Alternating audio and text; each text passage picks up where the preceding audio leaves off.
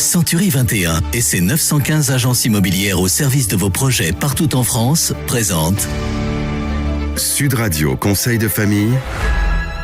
Voici tout de suite Conseil de famille avec Stéphane Moller. Bonsoir. Bonsoir Philippe Rossi. Stéphane, vous êtes associé au sein du cabinet VIA et nous nous retrouvons chaque soir pour parler finances, immobilier, droit de la famille, en fait pour parler de gestion de patrimoine.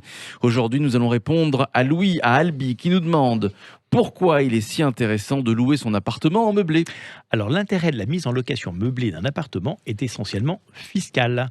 Et Philippe, nous avons déjà abordé ce thème. Oui, dans une chronique que vous pourrez d'ailleurs retrouver sur le site de Conseil de famille. Souvenez-vous Philippe, nous évoquions dans cette chronique qu'il y a deux familles de revenus locatifs. Un appartement loué nu rapporte des revenus fonciers, dont nous avons déjà décrit les caractéristiques fiscales.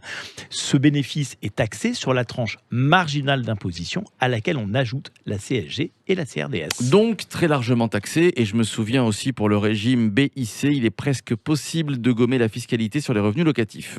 Rappelez-nous, Stéphane, et décrivez-nous cela. Alors oui, le fruit de la location meublée n'est pas le revenu foncier comme en location nue, mais le BIC, qui veut dire bénéfices industriels et commerciaux. Ce régime offre une caractéristique un peu particulière, c'est le régime des amortissements. C'est-à-dire ? Eh bien, dans le régime fiscal correspondant au revenu foncier, la base imposable est un bénéfice.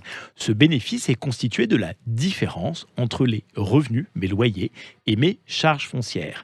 Les charges correspondent à tout ce qui a été dépensé par le propriétaire pour la gestion et l'entretien de son bien. Oui, et dans le régime BIC, celui de la location meublée. Eh bien, le bénéfice se calcule selon le même principe, mais on y ajoute une charge supplémentaire, l'amortissement du bien immobilier.